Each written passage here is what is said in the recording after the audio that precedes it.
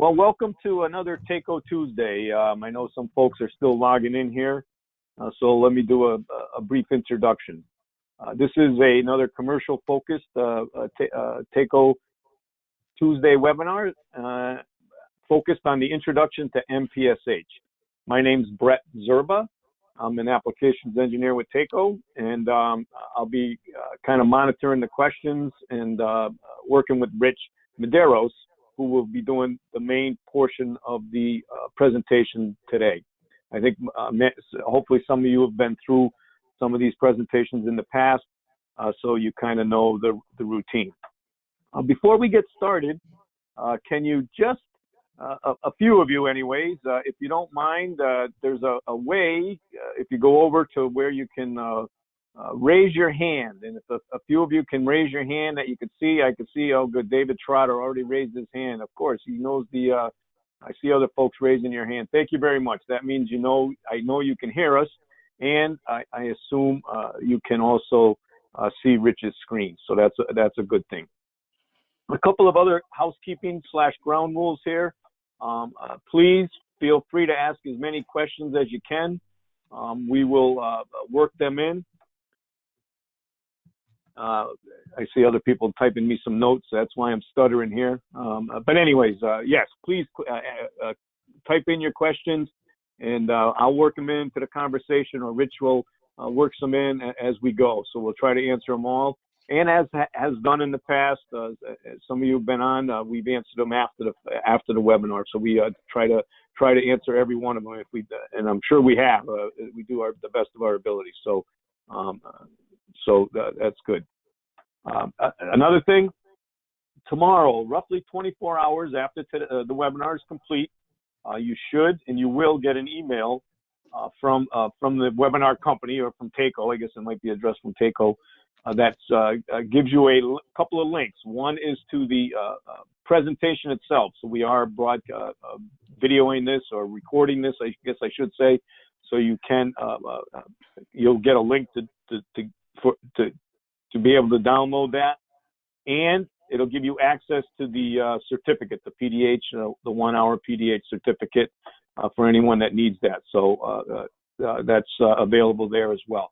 And by the way, the video is also available on the TACO website. If you go to tacocomfort.com, and on the home page, it'll flash some pictures up top. Once you get to the once the TACO Tuesday webinar page comes up, if you hit the arrow there, it'll bring up our future webinars that are being scheduled. We have another one next Tuesday, the following Tuesday, and so forth.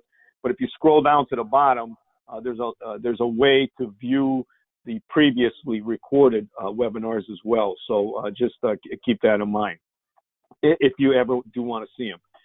Unfortunately, we only give out the certificates for folks that watch it live, okay? So just keep that in mind.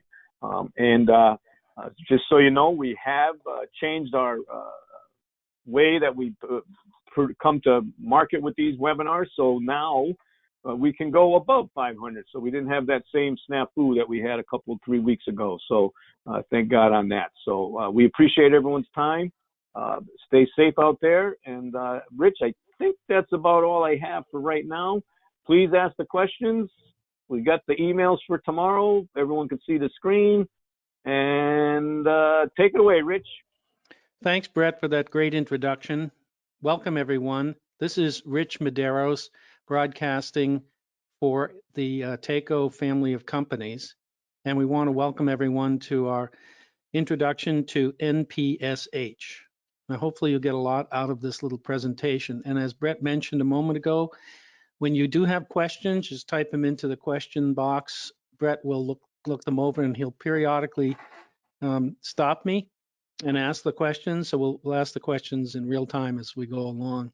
And also, I will pause periodically to see if there are any questions that Brett has collected so far. So with that in mind, let's get started. Hopefully I've got my introduction to NPSH screen, and I think everyone said that they could see that okay. So let's try clicking on here and see if it advances. And it does. So what are we going to cover in today's discussion? We're going to cover what is NPSH. Excuse me one second.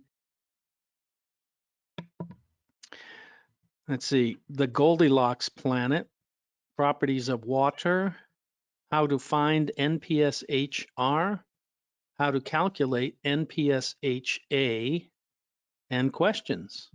So let's get right into it. What is NPSH? Well, NPSH stands for net positive suction head. And in the pump world, when we talk about net positive suction head, we're talking about absolute pressures in feet of water column. So all the values that we're talking about today will be expressed in feet of water column, absolute. Okay, and the actual formal definition, I like to read this. Net positive suction head, or NPSH for pumps, can be defined as the difference between liquid pressure at pump suction and liquid vapor pressure, expressed in terms of height of liquid column. And again, in our case, we're going to express those values in feet of water column absolute. And then there are two other definitions I want everyone to be aware of. The first one is called NPSHR, and that stands for the net positive suction head required by the pump. And the other value is the net positive suction head, or NPSHa, which is the net positive suction head available or actual from the system. Okay, so let's talk about the Goldilocks planet for a moment. Earth is considered to be a Goldilocks planet. And the reason we consider it to be the Goldilocks planet is that H2O in its liquid format, which is water, covers about 71% of the Earth's surface. And the reason we can have liquid H2O or water is because of the temperature and the pressure. And we think of this as the Goldilocks planet because it's not too hot, it's not too cold, and the pressure is just right. Okay, so how do we find the first value, net positive suction head required? Actually, that's the easiest value to find. If you look at any one of our pump curves or any manufacturer's pump curves, like this little picture here, it actually will have on the pump curve somewhere the required net positive suction head by the pump. So in this little example, we have roughly 2,400 gallons per minute at 125 feet. That's the design operating point, which is the red dot right here in the middle. And if I follow that vertical line for 2,400 gallons per minute, at the top, there's another chart here that's called the required net positive suction head. And this is the net positive suction head required by the pump. So if my 2,400 gallons per minute intersects this curved line up here, that value can be read on the left-hand side of the chart. It's approximately 28 feet of water column absolute. Now, most manufacturers will publish their values similar to what we have on our chart, and we just call it feet, but it's understood that the pressure is actually in feet of water column absolute. So it's as simple as that. You look on any manufacturer's pump curve, and somewhere in that pump curve, they'll have a value called required net positive suction head. On our pump curves, it's very easy to find. You just find the flow, follow that line vertically up till it intersects the curve. You read the value on the left. If you're working in the metric system, you would read the value on the right. And meters in this case means meters of water column absolute. Or if you're using kilopascals, kilopascals absolute. Okay. Any questions about how to find NPSHR? Anybody out there, Brett, that has any confusion about that? I think we're in pretty good shape. Well, there is a question about the circulators, although we're talking more of the commercial pumps. Commercial HVAC hydronic pumps is what this presentation is focused on. Some of the formulas may be the same, but that's what this is focused on. Yes, certainly net positive suction head required is for all size pumps and circulators, but as Brett said, we're focusing our attention on the commercial equipment for today. Okay, so once we know how to find the net positive suction head required, let's go and start thinking a little bit about, let me get rid of this thing here. I'm going to actually go, this is a reminder for me to go to a sketching software package. So hopefully with a little luck, I'm going to click on this the first time, and you should be able to, let's see. I see it, Rich. We should be able to see the screen. Okay. Yep. Hey, So, Rich. Yes. Before you get too far into the next portion of it, there is a pretty good question, maybe associated with the curves you just looked at. Yep. How do pump manufacturers arrive at the NPSHR? That's a great question. So it's actually done in the laboratory. When we test a pump for performance data, we actually run the pump and we have the inlet conditions set at a specific pressure. So for example, we might set the suction pressure of the pump at maybe 20 or 30 pounds of pressure, pounds per square inch gauge. And to convert that into pounds per square inch absolute, we would add the atmospheric pressure, which at sea level is approximately 14.7 pounds per square inch. So let's go back to my little diagram here in a moment. Yep, there are the definitions. I want to go back to the curve, actually. There it is. Okay, I'm not going to go into detail of how we actually collect the data, but in order to generate a pump curve, which is this red line here, I'll kind of go back here a little bit. Hopefully I can click on this. There it goes.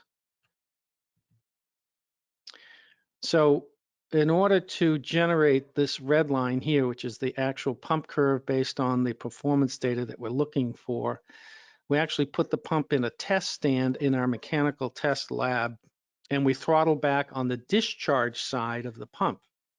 And that allows us to collect the data for the pressure, the flow, and the power consumption, the pressure differential flow and power consumption. If we open the discharge valve under that same set of testing conditions and we start throttling back on the suction valve, the valve on the suction side of the pump, and we create a low enough pressure, the performance of the pump begins to drop off. And when that performance begins to drop off at around 3%, we know that the pump is cavitating. So we start plotting the cavitation curve based on the flow and the suction pressure. And that's how we figure it out in the laboratory. Hopefully, Brett, that answered the person's question. I'm sure it did. I just want to add that the procedure and the method we use in our Hydraulic Institute approved lab is written by the Hydraulic Institute, the HI. So there is an actual procedure that is followed. Rich referenced 3%.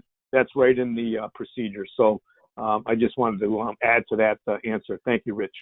Yeah, that's a great point. So yeah, we don't just arbitrarily take these readings. We take the readings in accordance with the Hydraulic Institute standards.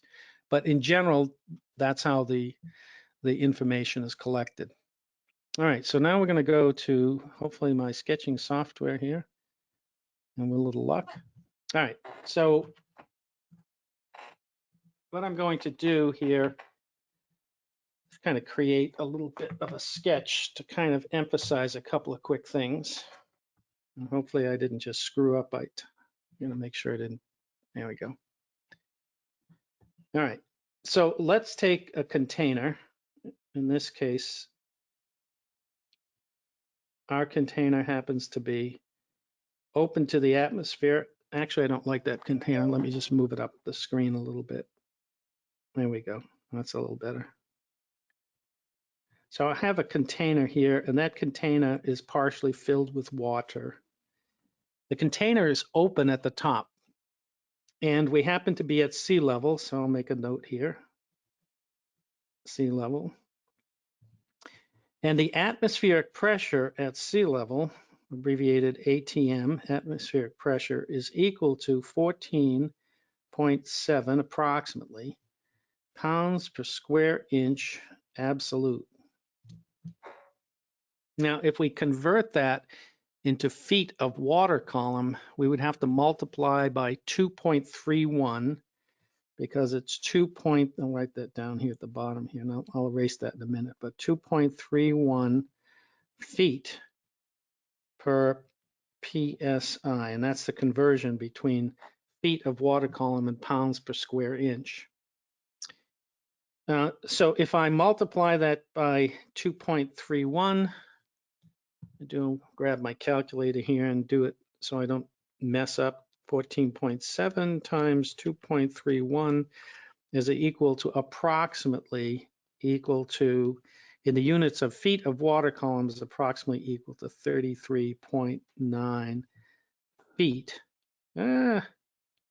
Feet of water column absolute. And again, in the pump world, when it comes to absolute pressures, when we look at a pump curve, especially the required NPSH pump curve, it's understood that when we use the word feet, we mean feet of water column absolute. Okay, so I'm going to erase my little sketch here and just go back to my little container.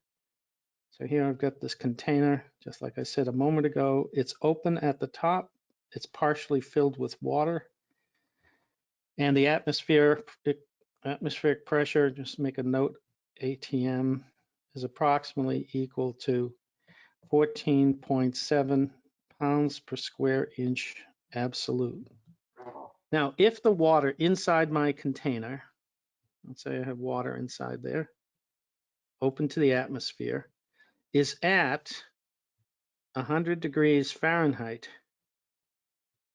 I can actually get that water to boil by adding heat. So let's say I added some heat. And if I add heat and raise the temperature from 100 degrees Fahrenheit up to 212 degrees Fahrenheit, again, at atmospheric pressure, that water will begin to boil. And when water boils, it creates little tiny bubbles like this. Okay. So the concept of water boiling by raising the temperature for most of us is a fairly common concept. If you like making hard-boiled eggs like I do, I actually live in Massachusetts. I'm relatively close to the ocean. It's only about 2 miles from my house. So I'm, for all practical purposes, at sea level. So when I make hard-boiled eggs, I add heat to the water starts boiling. That means the water temperature is about 212 degrees Fahrenheit, and I put the eggs in the water. When water boils, it creates bubbles. Another name for these bubbles are holes. And if you've ever gone to the dentist, when the dentist looks for holes in your teeth, he calls them cavities. So another name for holes are cavities. Okay, so now my water is boiling. I've added heat, changed the temperature to 212 degrees Fahrenheit, created bubbles or holes. Those holes are also called cavities. So let me redraw my little container, only this time I am going to close the top of my container. I'm going to create an imaginary top here, seal the container, and then I'm going to connect this container to an imaginary vacuum pump, and I'm going to evacuate the air inside this container. Remember, we have water down here, and that water is at 100 degrees Fahrenheit. And I can actually get that water to boil at 100 degrees Fahrenheit by reducing its pressure with a vacuum pump. And if I can reduce the pressure inside my closed container to 94924, whoops, 94924 pounds per square inch absolute, that water will begin to boil. So I've shown you two ways in which you can get water to boil. One is to raise the temperature, and the other is to reduce the pressure. This is an important concept because it's the fundamental science behind pumps cavitating. Brett, any questions out there so far? There's a couple, but I think as you go further into your presentation, you'll cover them. So I'm going to hold them off for now. Okay. So let's look at, I'm going to erase this sketch for a moment. Let's look at a cross section of a pump impeller. So this is kind of a crude sketch, but you'll get the general idea here. And let's assume that we have water entering the eye of the impeller. And let's assume that water, just as we said a moment ago, is at 100 degrees Fahrenheit. And if the pressure is low enough, if the pressure is 0.94924 pounds per square inch, PSIA, it will actually cause the water to boil or create bubbles at the entrance of the impeller. And one of the weird things Rich, that happens, yes. I'm not sure if you did mention this. There is a question. Where did that 94924 come from? Did you mention that already? I forget. No, I didn't. I will actually cover that in Okay. a moment, where you can get that information. But if you could just hold off for a couple of seconds and recognize that, and I will show you where I got that value from. But if I reduce the pressure to this absolute pressure, the water at 100 degrees Fahrenheit will begin to boil, and at the entrance of the impeller, it'll form bubbles. And then that's the lowest pressure, so I'm going to label that L for low pressure. And as the water flows through the impeller, goes in both directions, this way and this way here, it actually increases in pressure. So there's the low pressure side of the impeller and then the high pressure side at the discharge at the end of the vanes. And at that point, as the water flows through the impeller, those bubbles collapse. And that process of collapsing bubbles is called cavitation.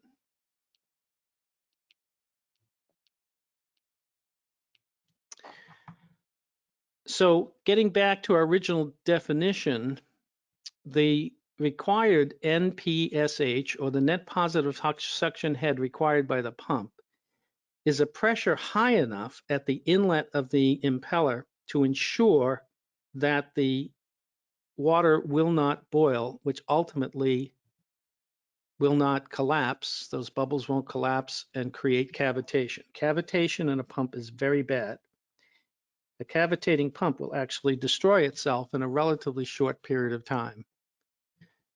So I will go into where I got these values from in a moment, but anybody have any question about the basic concept of the relationship between the temperature of the water, the pressure, the bubbles creation, and the bubbles collapsing, causing this phenomenon of collapsing bubbles called cavitation? Anybody have any questions about that? Maybe not a question, but there is a comment. Most people think cavitation is air.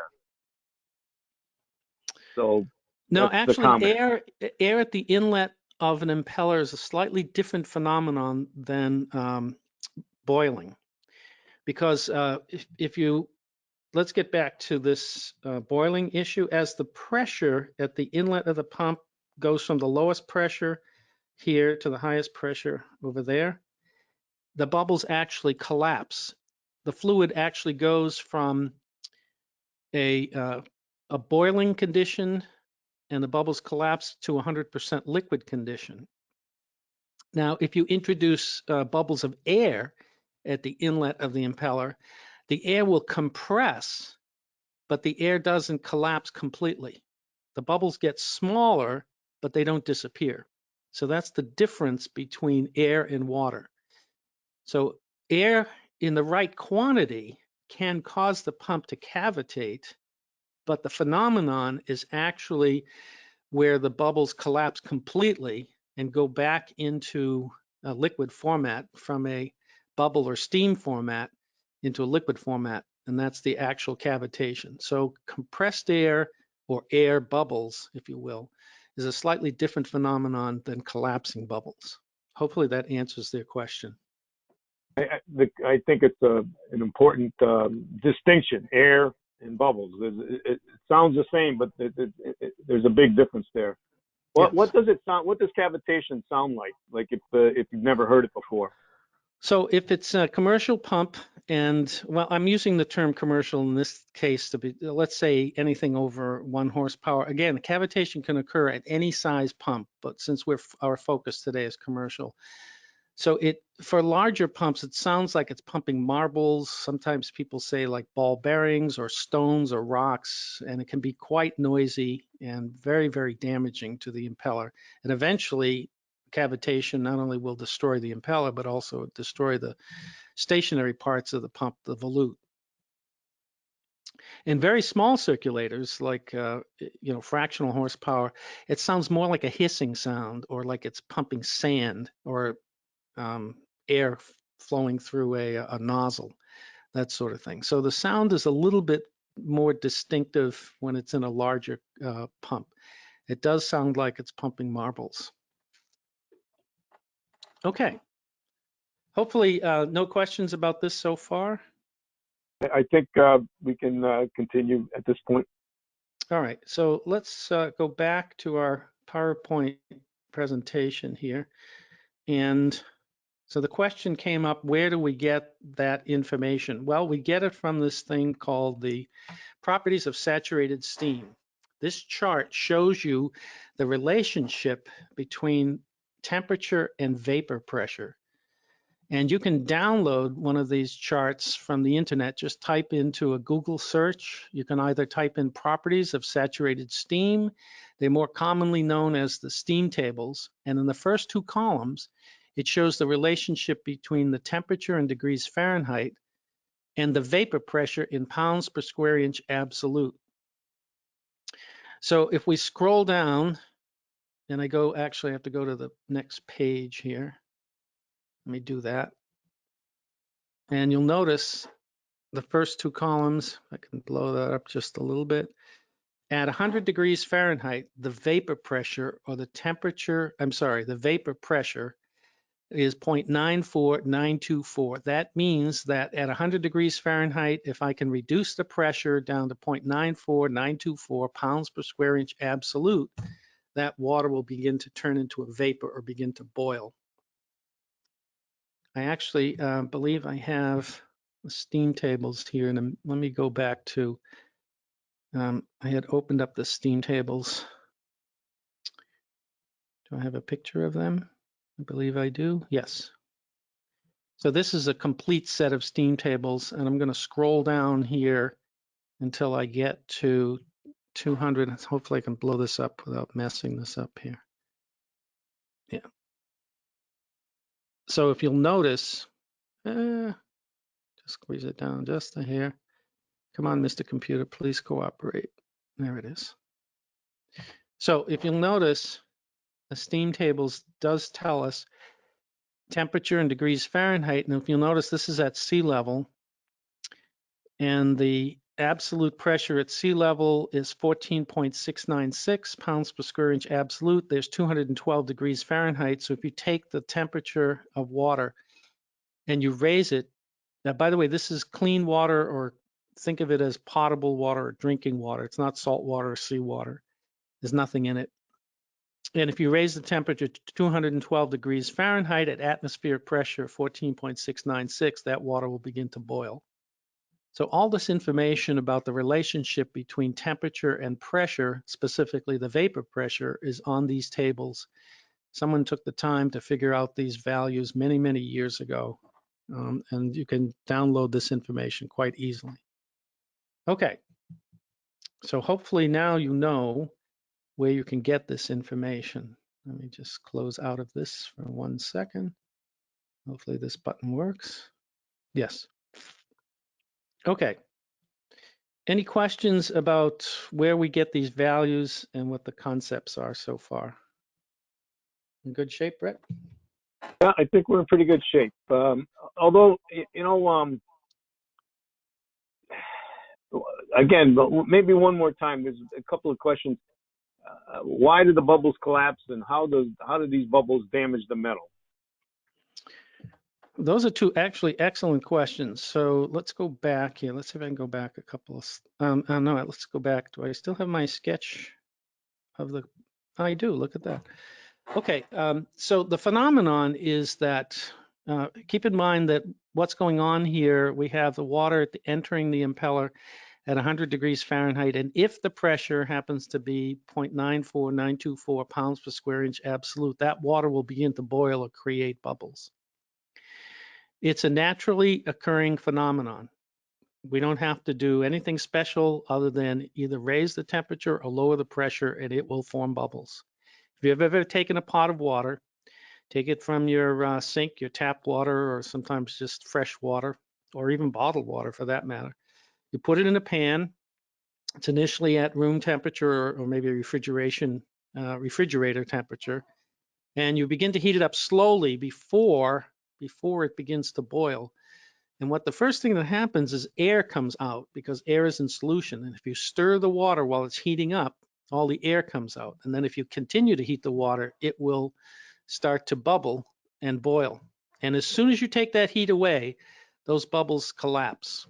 And the collapsing bubbles actually occur again as they pass through the impeller. They start off as boiling water or bubbles, and then they collapse. And that collapsing action creates a tiny little shock wave multiplied by hundreds of thousands of shock waves. And those shock waves create, it's as if the water was filled with tiny little pellets of sand, and it has those bubbles flying through the impeller begin to strike the different internal parts of the impeller before they collapse, and that's what causes the deterioration. It's as if they were tiny pellets of sand, and you were sandblasting the inside of the impeller. So the impeller actually wears out from the inside out. Hopefully that answered that question, Brett. Great answer. Great answer. Yes, it does. Okay, so let's continue along here. And we've gone through the steam tables. Now let's look at a little diagram of an open system. Now this system is a cooling tower system. And let's look at the diagram first before we go to the formula at the top. We have a cooling tower, and the cooling tower is open to the atmosphere. We are going to assume that this cooling tower is at sea level, and we're going to assume that the atmospheric pressure is approximately 14.696 pounds per square inch. We're going to follow the piping from the water level inside the cooling tower. It's going to go down into the impeller, into the suction side of the pump. But before it does that, it's going to pass through the piping system, the fittings, all of the components, including the end suction diffuser. Some people might put a basket strainer on the inlet side. So the water as it flows through this pipe is going to experience a pressure drop until it gets to the center line of the pump at the suction part of the pump. We don't really care a whole lot about what's going on the discharge side of the pump relative to net positive suction head. So the net positive suction head calculation, and I apologize, I just realized that this is actually a typo. That's supposed to be the letter N, not H. So the net positive suction head, actual or available, follows this equation. And the equation says that in order to calculate the net positive suction head that's available, we need to first know what the atmospheric pressure, that's H sub A. We need to know the center line, the vertical distance from the water level in the cooling tower, in our case, to the center line of the pump. Whenever the pump is below the water level of the open container or the cooling tower basin, that vertical distance is considered to be positive. That's why the equation has plus or minus. If we put the pump above the water level, inside the cooling tower, then that value becomes negative. By the way, we do not recommend that you put the pump above the water level inside the cooling tower. We also have to take into consideration the friction, which is H sub F, minus the velocity pressure, minus the vapor pressure. And this is the equation for calculating the net positive suction head available. So let's go through this. We know what the atmospheric pressure is. And at sea level, it's 14.696. And all these values, by the way, have to be converted into feet of water column absolute. So that atmospheric pressure you can see over here is approximately 33.9 feet. The vertical distance, since the pump is below the water level, is a positive value. In this case, it's 5 feet. The friction value, I've calculated the friction value on this piping system, and I've estimated the friction loss to be approximately 5 feet. The next value is called the velocity pressure. So I'm going to show you how to calculate the velocity pressure. I'll go back here, and hopefully by clicking on this, I can get it to go back to my screen here. I'm going to delete my sketch on the pump. So a velocity pressure is equal to the velocity in feet per second squared divided by 2 times the gravitational constant. And in this case, we're dealing with imperial units or inch pounds. So the velocity, let's start off with 10 feet per second. I'll put the units in here. Hopefully I won't screw it up. Feet per second squared divided by 2 times the gravitational constant, which is 32.2. Let's put that in there. 32.2 feet per second squared. Hopefully my writing is not the worst. It's kind of not too good, is it? All right. So I'm going to say the velocity pressure. Looks pretty good. Looks pretty good today. So 100 squared would be 100, and then you square the units. So that would be 10 squared, rather. I'm sorry. 10 squared is equal to 100, and the units would be feet squared per second, SEC squared, divided by 2 times 32.2 is 64.4 feet per second squared. So therefore, the velocity pressure, if I do my arithmetic out, so 100 divided by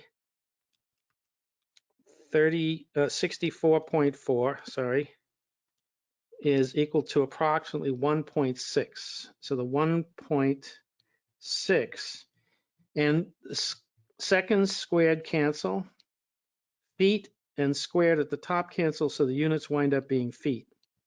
So the important thing that you want to recognize is that for a velocity of 10 feet per second, the velocity pressure is approximately 1.6 feet.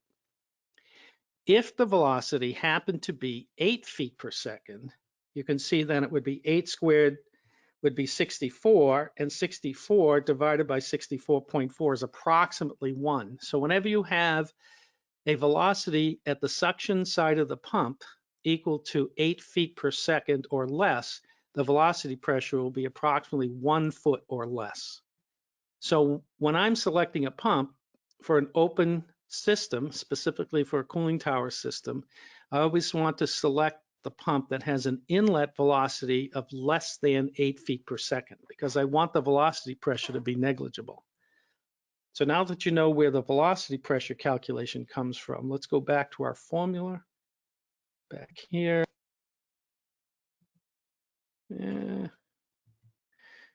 Okay, so the last value we had on this little equation is the vapor pressure.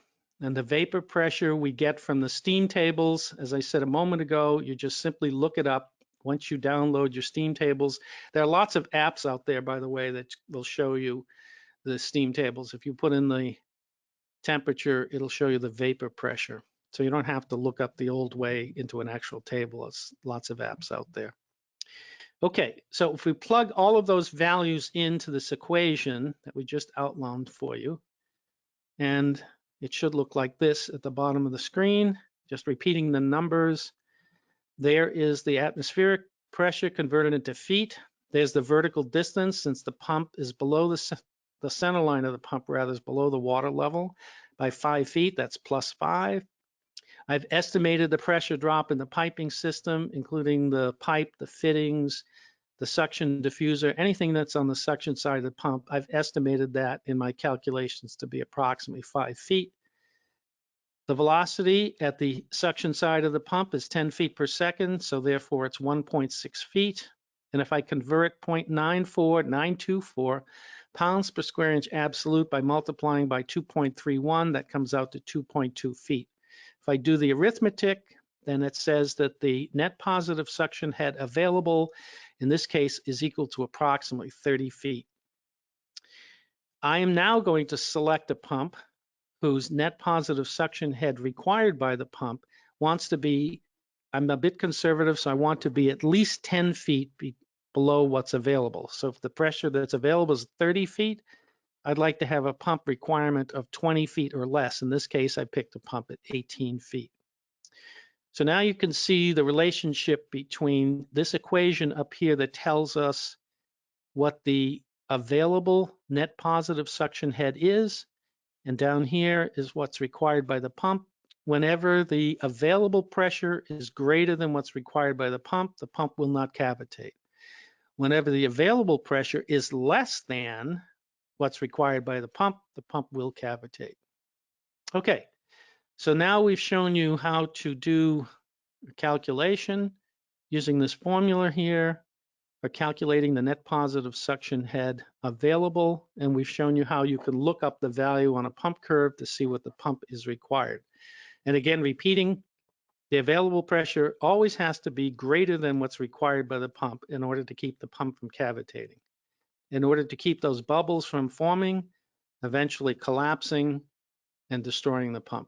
So cavitation is not something we want, and so we want to make sure that the available pressure is always greater than what is required by the pump. So this is a good stopping point, Brett, to see if there are any questions flying around out there. Yeah, let's bring a couple up here. One of the ones, just to go clarify again, where did at one point during your calculations, where did the 32.2 feet come from? Okay, in terms of the velocity head? I believe that's where that was shown, correct? Was yes. that? So the velocity head, I go back to my sketch here. The velocity head, let's go back here. The velocity head is defined, I can get, yeah. So the velocity head, V sub P here, is defined as this equation here. It's the velocity squared divided by 2 times the gravitational constant. And the gravitational constant in the imperial units is 30.2 feet per second squared. Now, if you're using the metric system, I believe the gravitational constant is 9.8 meters per second squared. So that's where that value comes from. It's the acceleration of gravity. And in our case, since we're using inch pounds or imperial units, that value is 32.2 feet per second squared. Super. So, and I'm not sure we've ever talked about this one. You and I have talked about this quite a bit. And what do you think? Please talk about the margin and its relationship to reliability of the pump. So we talk about, you like to be conservative and select a pump with a differential about 10 in the NPSH calculation. But if it's as long as it's on the correct side, I guess the pump will still last as long as any other pump, correct? Or what do you think that reliability is? The available pressure is greater than the pressure required by the pump will not cavitate. Now, the important thing, I think, is that if you look over here in my little pump curve display, let me just kind of highlight a couple of quick things here. Okay, if you remember, I like to select a pump whose NPSH required is at least 10 feet below what's available. So in this particular case, at this particular pump had a requirement of about 28 feet, which means if I add 10 feet to that, I would like to have a system whose available pressure is around 38 feet. And the reason I want to make sure of that is that for a very small change in flow, I get a fairly significant change in required NPSH. So if for some reason I would select this at this design point here of 28 feet, and if the system was at 30 feet, that would only be 2 feet above what's required by the pump. And you can see that if the flow goes up just a small amount, say from 2,400 to 2,500, it actually goes from 28 feet up to about 31 feet. So if I had available 30 feet under the original design conditions, I could probably just squeak by, but with just a small increase in flow, and that could be due to a variation in how it's actually being measured by the instrumentation or the control system. You could actually drive this pump, if all you had was 30 feet available, into a cavitating condition. So that's why I like to try to make it at least 10 feet and be conservative so I don't run into this problem. Okay. Any other questions, Brett? And then just to confirm, one of the parts of the equation does take temperature into account, correct? That's correct. So when you look up the vapor pressure, you're looking up the vapor pressure at a specific temperature. In our little example here, we said that the temperature of the water at the suction side of the pump was 100 degrees Fahrenheit. I simply went to the steam tables and looked up at 100 degrees Fahrenheit, what's the absolute pressure. Steam tables that I looked it up in happened to be in pounds per square inch absolute, and I converted that into feet of water column by multiplying by 2.31, because the equation that we're using, all the values are in feet.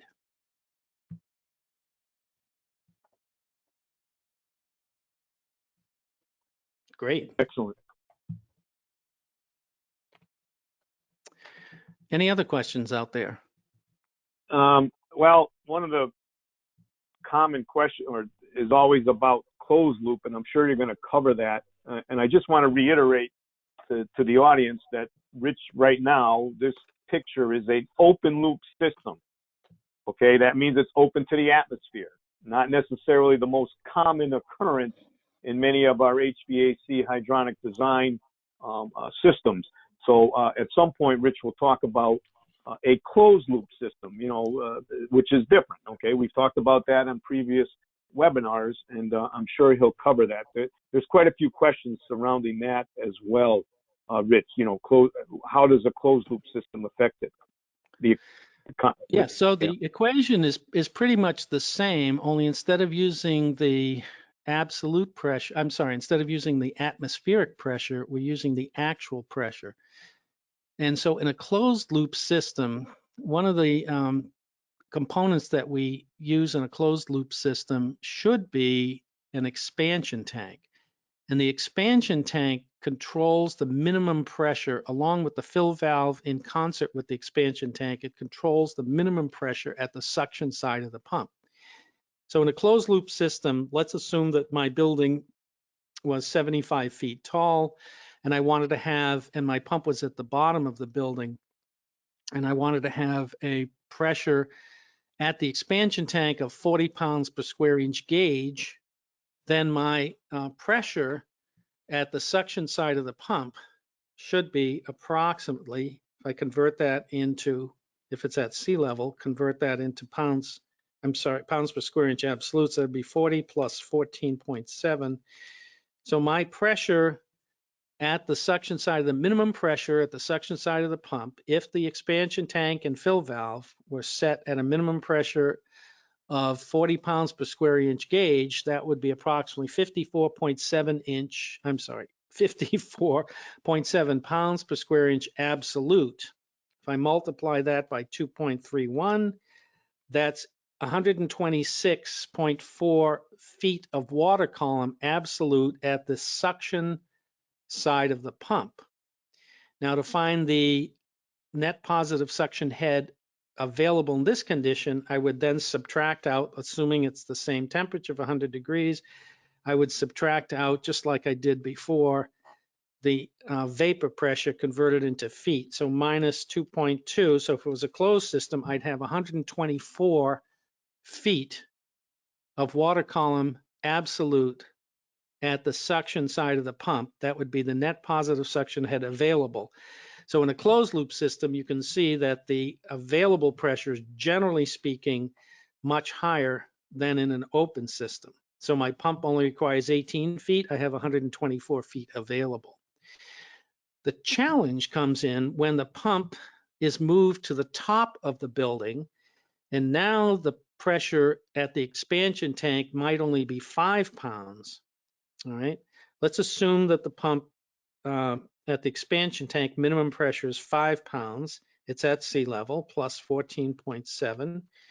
So now that's 19.7 pounds per square inch absolute. Multiplied by 2.31, my pressure is now 45 feet. And then I subtract the vapor pressure 2.2. So my pressure, the NPSH available at the suction side of the pump at the top of the building, is now approximately 43 feet. So I'm going to write that down here. Now that's because I subtracted 2.2 at 100 degrees Fahrenheit. Well, let's take a look at, and that's approximately 43. If I'm going to add that 2.2 back in again, that's approximately 45.5.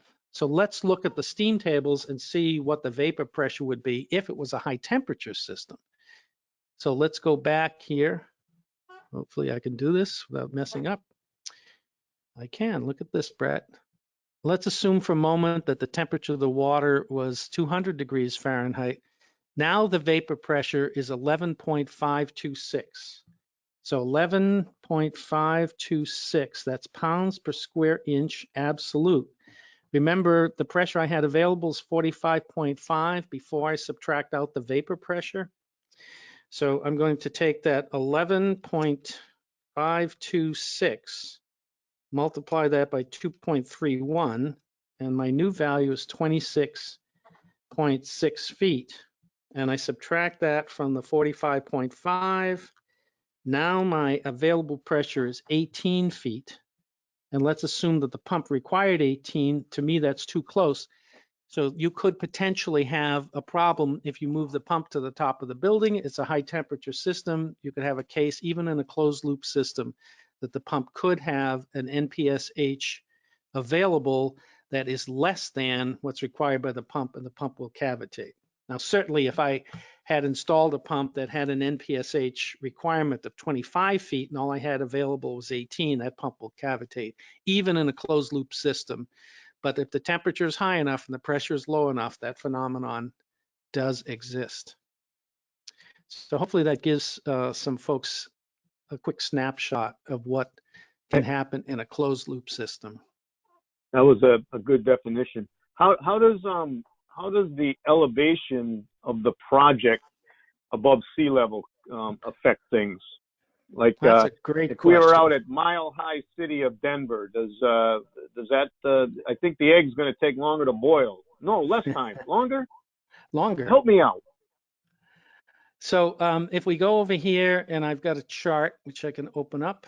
Let's see if that's right here. A little luck, it'll open up the first time. So this shows you the relationship between the absolute pressure or atmospheric pressure and the altitude above sea level. So there's the altitude above sea level. Let me get my little floating dot here. The altitude above sea level is 0 feet, and so the atmospheric pressure is approximately 14.7 pounds per square inch absolute. Look what happens when I go up in elevation, and roughly 7,000, somewhere between 7,000 and 7,500 feet is Denver, Colorado, or Aspen, Colorado. And look what happens to the absolute pressure. It drops.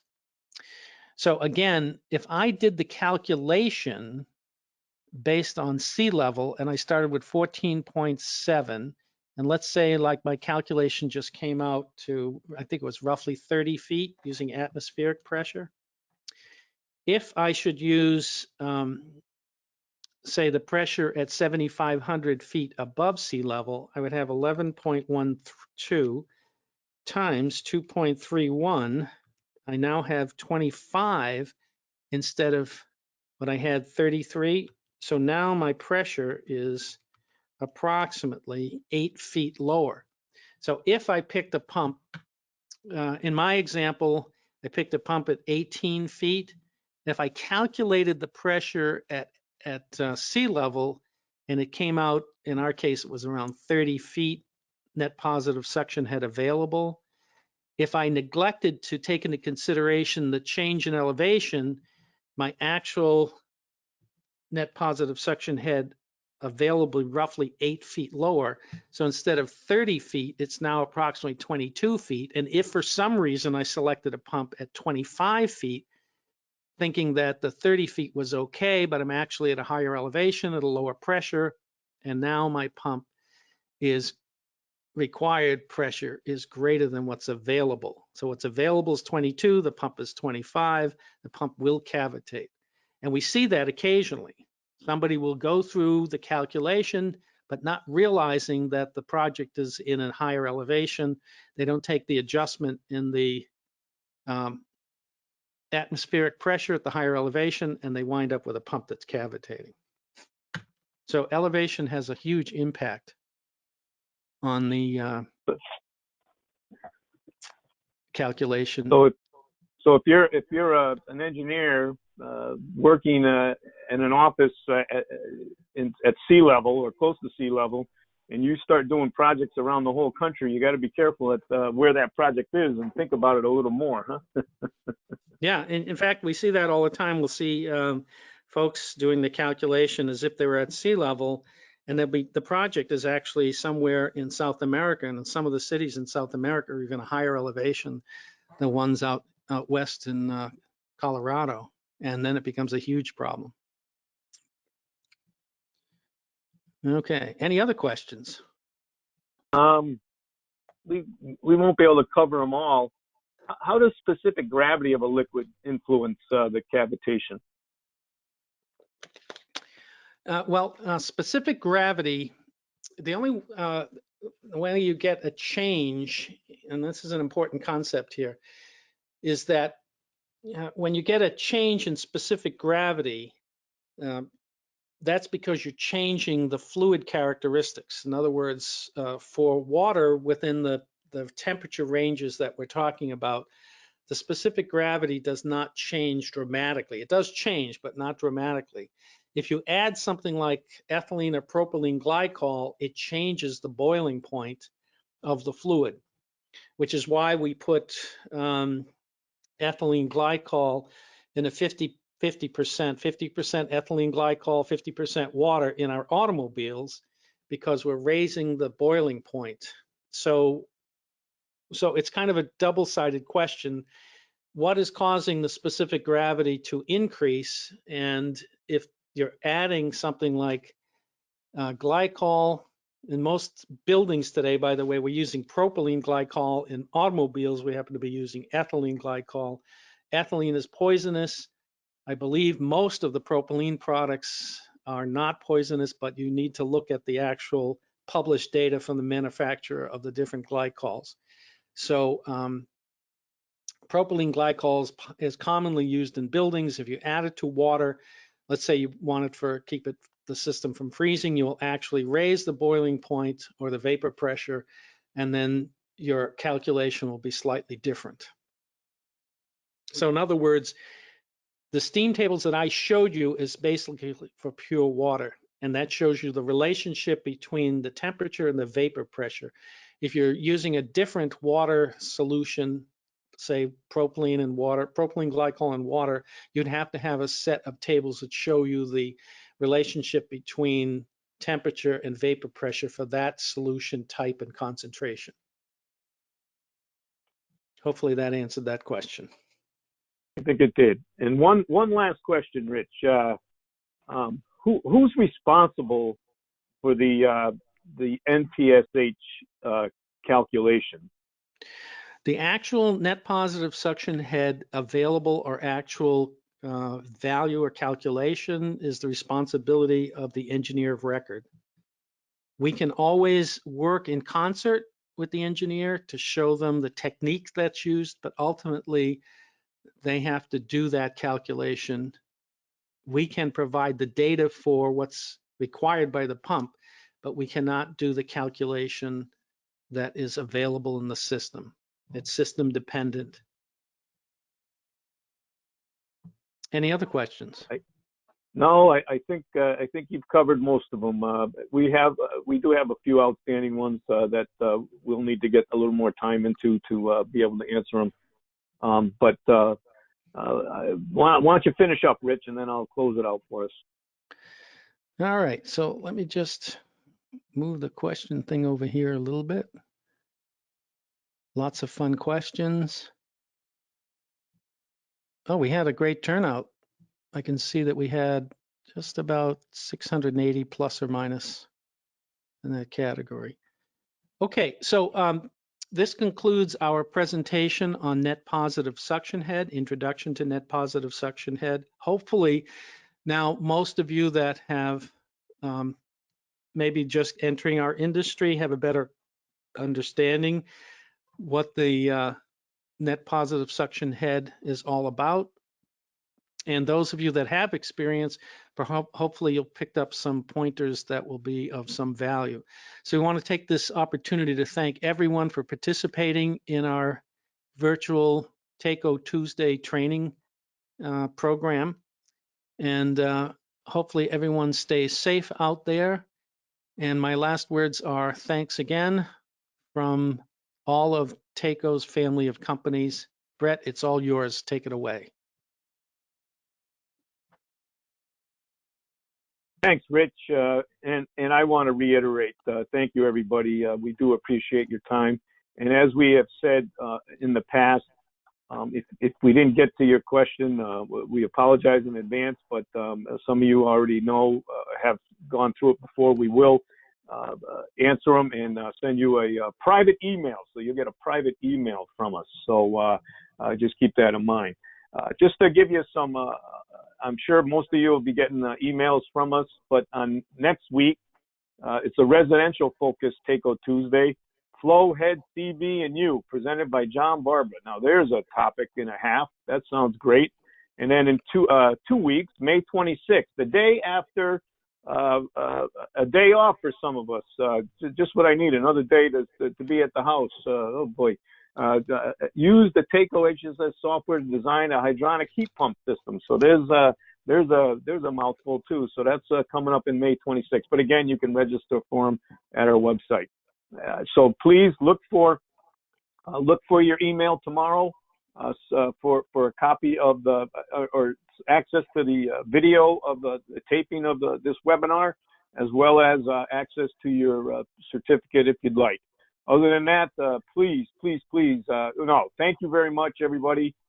Please stay safe out there, and I can't wait a lot of the folks out here, I recognize a lot of names on this list, and I can't wait to see you again. So stay safe, everybody. Signing off from the great Northeast, Cranston, Rhode Island. Goodbye, everybody.